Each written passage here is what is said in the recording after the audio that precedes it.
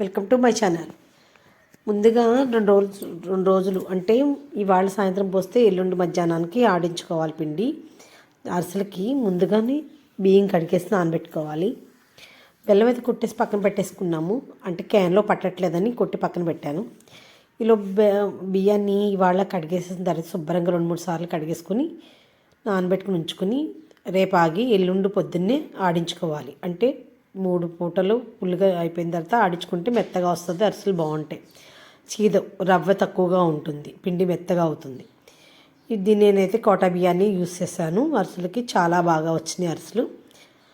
ఇదిగోండి, ఈ రకంగా కడిగేసిన తర్వాత మిల్లి పట్టించేసి తీసుకొచ్చిన తర్వాత మళ్ళీ ఒకసారి జల్లించుకున్నాను. ఎందుకంటే రవ్వగా ఉంటే కనుక అరిసెలు సీదేస్తాయి, మూకుడంతా నూనెంతా పాడైపోతుంది. అందుకని జల్లించుకోవాలి.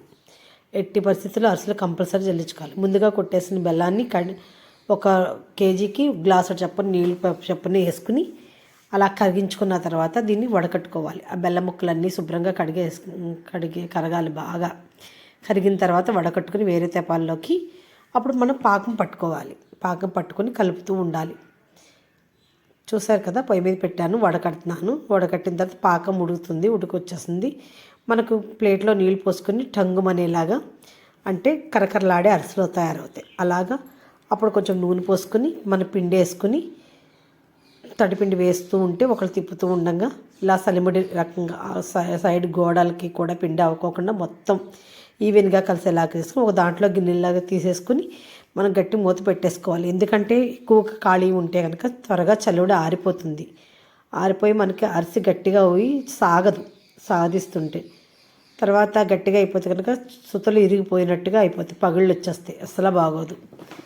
అందుకని ఇలాగ తీసుకుని పొయ్యి మీద నూనె పెట్టేసుకుని మన అరిసెల్ని అట్టాక్ మీద లేదా కవర్ల మీద అద్దుకుని మన నువ్వుల్లో ఇలా కొంచెం మజ్జిగ కలిపి డొల్లించుకుని ఉండని అప్పుడు అరిసి చేసుకుంటే కనుక నువ్వుల అరిసి రెడీగా ఉంటుంది.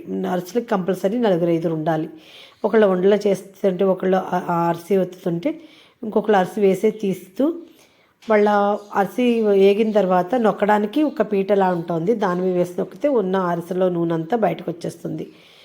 మా మనవడు కూడాని పేచీ పెట్టి నేను చేస్తానని చెప్పేసి ఉండలు చేస్తున్నాడు. నేనైతే అరిసి వేస్తాను చూడండి, నువ్వుల అరిసి. అదిగోండి అలాగా చిన్న అరిసెలు వేసాను. పిల్లలు అందరూ చిన్నవాళ్ళు ఉన్నారు కనుక అందరూ చిన్నగా వేయక్క అన్నారు, అందుకని వేస్తాను. అది తీసి దాంట్లో పెడుతుంటే ఆ పీట మీద పట్టి నొక్కుతున్నారు కదా, అప్పుడు కిందకి వచ్చేస్తుంది నూనె.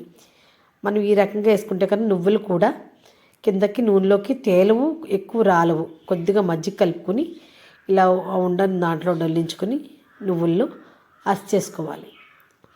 ఒకటి తేలిన తర్వాత ఒకటి వేస్తేనే అరిసెలన్నీ బాగుంటాయి, కరకరలాడతాయి, చాలా బాగుంటాయి. అయిపోయే వరకు కూడా టేస్ట్గా ఉంటాయి. ఇలా ఒకసారి ట్రై చేయండి. నచ్చితే లైక్ చేయండి, షేర్ చేయండి, సబ్స్క్రైబ్ చేసుకోండి.